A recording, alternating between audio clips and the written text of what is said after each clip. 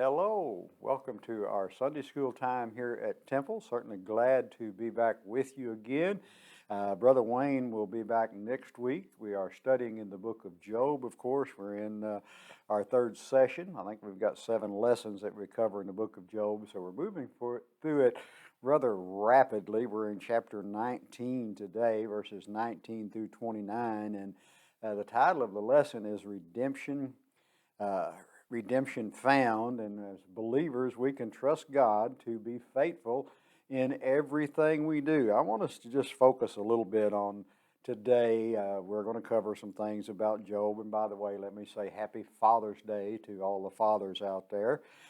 Certainly hope you have an enjoyable day.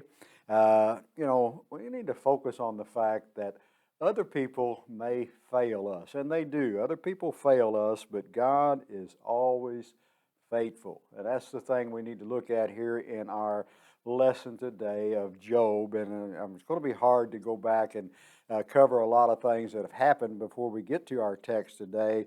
The compassion for us as a child of God towards others, rather than being judgmental, is the thing that we need. When people are experiencing hardship in their life, they don't need us judging them. They need us being compassionate. And I think that's one of the things that we find here that Job is facing. Even though he is surrounded by his so-called friends, and I'm going to say that in that term, yet I think he's feeling a bit abandoned. He is feeling like he is lonesome because they have turned against him. The dialogue that we have in the between chapter 15 and verse 1 and chapter 21 and the things that go on there, the dialogue we have between Job and his 3 friends are what we have to look at. But Job feels like his friends have turned against him.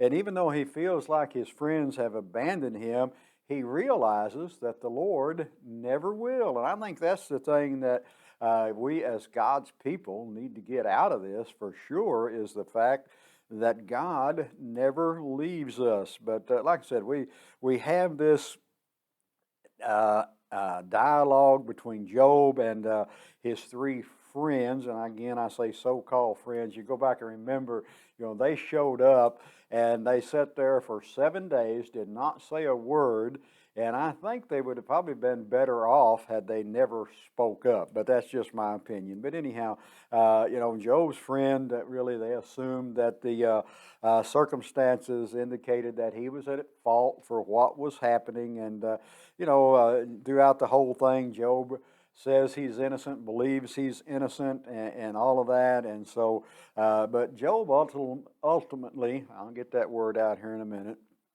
Job ultimately believed God allowed suffering to fall on him he ordained it without providing him a reason for it. I think the reason is, things happen, and the reason they happen is because we live in a broken and sinful world. That don't mean we've done anything wrong. In general, if we think about it in general, suffering is no respecter of person, is it? Everybody will suffer, and so but again, the book of Job here addresses the issue of suffering, the problems of evil, and the justification of God's ways, His mysterious ways. The meaning of faith, the relationship that we have between God and mankind, and the key question that we keep finding in the book of Job, I think, is what is the nature of wisdom, and how can it be found? So those things are things we look at. In Job's response, Job's friends still maintained the belief that he was suffering punishment due to some wickedness that he had done, and in response, he refused to accept that. He just didn't. His predicament, he was not responsible for what they claimed that he was. You go over in chapter 19. I'm not going to turn there and read that due to time restraints, but Job really is responding in anger, and he's complaining concerning the treatment of his one friend there, and how his friend could do that. How can he live with himself after harassing Job the way he done, and he was just adding to his suffering. That's what it was. And so, but the focus of the chapter really doesn't fully completely on Job's friend. In fact, I think you'll find in 4 through 22, it's essentially a charge against God. Job is indicating that if he indeed has made a mistake, and if he had, which he hadn't, he said, but it would be in response to the treatment that he'd received from God, or in other words, he was not suffering this treatment because of some previous action that he had done. At the conclusion of his speech, Job is going to utter some of the most famous words in the Bible when he talks about "my Redeemer liveth." So that's just a little bit of insight into where we're at, bringing us up to where we're at in the lesson today. And we begin with verse 19, and it says, "All my inward friends abhor me, and they whom I loved are turned against me." And again, in the beginning of this chapter, Job wonders why God is treating him like he is. And, it's a familiar question throughout the entire book. He's crying over the family and friends have despised him. And, Job is well aware of the fact that he assumed his friends blamed for his suffering. But if you look in verse 4 of chapter 19, Job, he says the events, he has done something wrong, even, unintentionally. If he's done something wrong, he was on his own with this problem. He didn't need the advice that these three friends were giving him. They weren't helping any. He didn't need others to compound his problem by treating him this way. And so, the suffering that Job is going through here has caused discord in all of his relationships. His wife, his friends, all those around him. The inward friends betrayed him. From Job's perspective, no one was helping him. His friends were only adding to his suffering, and we as God's children don't want to be guilty of adding to somebody's suffering when they're having trouble. And so, he's looking for sympathy and from close friends, and only they turned against him. Job was. It seems like he was alone in his misery. Just go back and think. You can be in a crowd of people and still be alone. It doesn't mean you'd have to do that. But he goes on in verse 20. My bones cleave to me, my bones cleave to my skin and to my flesh, and I will escape with the skin of my teeth. There is an old saying that we use every now and then, and that, and it just symbolizes a close escape. You just use common today, barely accomplishing something. I got that done by the skin of my teeth, or just merely made by the skin of my teeth. And so Job is saying here is, as a whole, the emotion and the physical suffering that Job witnessed to the fact that he's nearly escaped his own life and his own death. And, Job still has his blessing and things that are there for God are going to do for him. And but he's, you go on the next two verses. Have pity upon me, O you my friends, for the hand of God hath touched me. Why do you persecute me as God, and are not satisfied with my flesh? There's Job. He begs his friends to have pity on him. What a shame that is, that we would have to beg our friends to have pity on us. He could use a break from all the things that are happening here. And again, his close friends were not only punishing him, but they were adding to the persecution. They were the final words issue there in verse 22 is, why do you persecute me as God? Are not you satisfied with my flesh? Look at that. When will enough be enough? I think is what Job is actually saying there. When is enough going to be enough? As we will see, they hadn't had enough. Not only would his friends continue to debate him, but God's going to also challenge him later on. And, how long were Job's friends going to persist in accusing him and feeling no shame for doing so? They should have felt a little remorse about that, but they didn't. Even if Job was doing wrong, it's God's, one who is to exercise judgment, not his friends. That's the thing about it there. And so, and I just come to remind what Paul says in Romans chapter 12 and verse 15. He said, "Weep with those who weep." True friends, are to identify with others in their ups and downs of life. Friends should be a healing in time and painful times for people, and people endure hardships, and others to show compassion. Like I say, when there is sorrow, we sorrow with them. When there are joy, we joy with them. That's one of the things that is instructed for us in the Bible. And so, why do you persecute me as God? You're not God. We're not God, so we don't need to be judging people. God is the one that does the judgment. And you move down to verse 23 and 24. Oh, that my words were written. Oh, that my words were now written. Oh, that they were printed in a book, that they were graven with an iron pen and lead in the rock forever. Job is experiencing this distress and everything, and the words recorded, and of course he do that.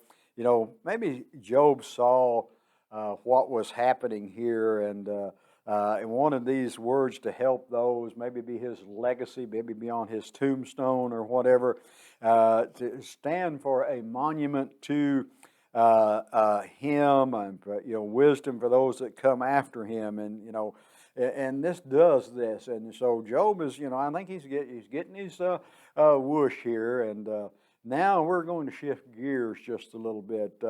All of this that Job is talking about, having pity on me and all of that, but he says in verse 25, "For I know that my Redeemer liveth, and that he shall stand at the latter days upon the earth." Very profound words from Job.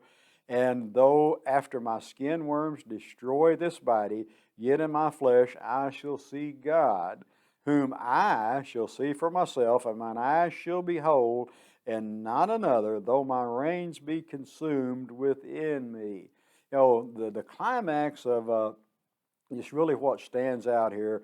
Job is declaring his confidence in that his Redeemer liveth. The concept of a Redeemer, you just have to go back a little bit, and I'll just mention this. You go to Leviticus chapter 25, where that kinsman Redeemer could redeem someone, and so the first concept of that is found there. And if you remember in the book of Ruth, Boaz not only functioned as both of these ways as a redeemer, but he also married her. And so, God refers to redeemers throughout the Old Testament. And, I think this passage seems to be reinforcing that God is his Redeemer. And so Job's faith was in a Redeemer who that was going to raise from the dead. Job faith was Redeemer triumphant over the grave. And I think Job 26 makes it clear that he's going to have a face-to-face meeting with God. There's going to be a face-to-face meeting with God.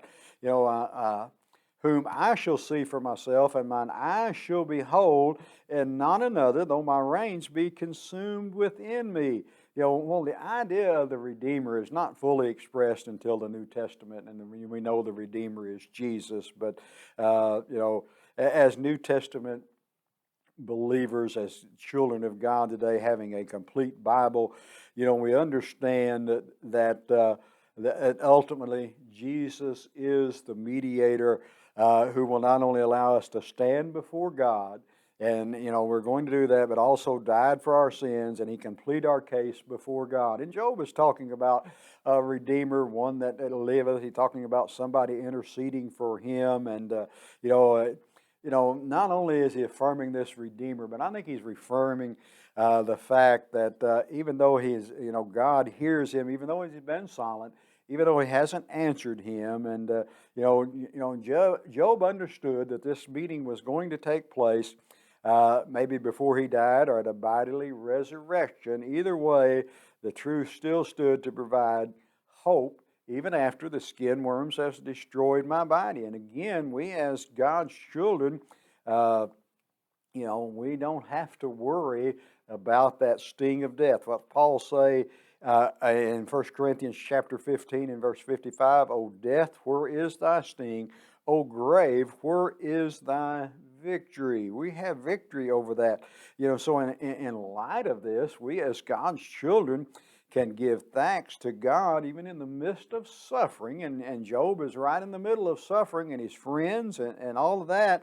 He giveth us victory through the Lord Jesus Christ. And so Job is understanding this. Job would, he's not going to meet a stranger. He's not going to meet a stranger. He's going to be familiar with him. And, I think the very thought of such a meeting with Job here probably caused his heart to long within him. And, we're going to see later in the book as we get through this that the book of Job, we see it in fact in chapter 42 and verse 5, and after God has prompted him to repentance and restore and redeem him. And so, but even before that day in the passage, Job declares his confidence in God, that God is the one who is going to validate his claim. And so we got a couple of more verses here. I'm not sure how much time I've took, but we want to try to get this wound down here. And I don't want to take too much of your time, being Father's Day.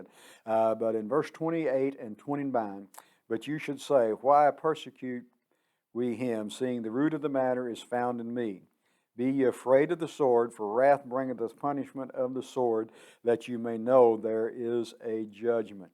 So after Job is exploring all of this, his future hope, and he directs I think these words to his friends, and I think they're a strong warning to his friends and a warning to all of us that the punishment they declared and was talking about was undergoing would be punishment that they may experience themselves. So just think about this a minute. As Job's friends saw his suffering as a common thing, and wickedly and wrongly was getting what he deserved, this harsh judgment that Job was experiencing here, declaration, he's innocent, the very thing that they had charged him. And I think what the friends find out in this chapter is assuming that Job had warranted God's anger despite Job's claim that he's innocent. But perhaps Job's friends were threatened with the idea, because he had done nothing to deserve this suffering or this punishment, that the same thing may fall on them. If God allows suffering among the most pious and innocent, what should they expect to receive from God's hand? After all, the Bible teaches us that God is going to render each according to his works, and but it also calls for us to trust God and work out judgment according to his purpose. And I think Job's final warning here to his friends is that argue that they should fear the sword themselves. Judgment awaits all people, and they need to be afraid, especially in the light of how they are treating him. And so, he's just challenging his friends to be careful in judging him, lest they fall into the same punishment. What did Jesus say in the Sermon on the Mount, against us pronouncing judgment on other people because of unfortunate harassment and judgment towards others, being treated the same way with God, how we treat others. And so just think about that. And so, Job, as a warning to his friends, was an act of compassion, I believe.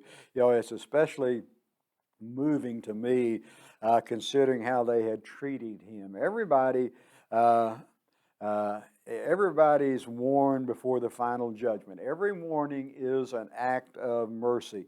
And so at the end of the book, we're going to find that Job's friends escaped the deadly consequences, and they deserved only by virtue of Job's prayer. Job prays for them. And, what an extraordinary friend Job was. What a fine example of steadfastness that he provides as a reminder for us. In James chapter 5, verse 11, it reminds us, "Behold, we count them happy which endured. You have heard of the patience of Job and have seen the end of the Lord. The Lord is very pitiful and tender of mercy." He is that. But even still, and just trying to wrap up here, this passage, I think, just provides a sober warning to all of us of how do we treat others. And going back to basically what I said in the beginning, we get out of this, focus on other people and how we treat them. Have compassion rather than judgment. So how we treat people, wanting to show judgment on others based on our perspective. And that's what we do a lot of times. But there's a clear hope that we're going to meet God face to face. And so that should bolster our steadfastness and our faithfulness. And, Job was looking forward to being restored after his death and seeing the Lord face to face. One day, Job would see God as he is. And that is the hope for all of us as Christians.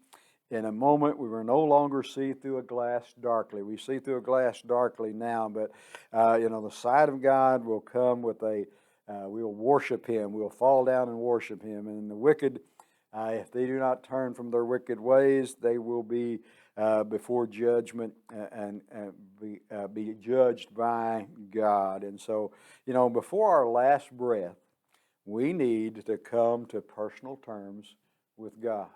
We're going to meet Him face to face. Are you going to meet Him through the mediator, Jesus Christ? Or are you going to meet Him on your own? The decision is yours. I appreciate your time this morning. Pray that we have been some help to you and that you will enjoy Father's Day, and come and see us at Temple at any time you have the opportunity. May God bless you is our prayer.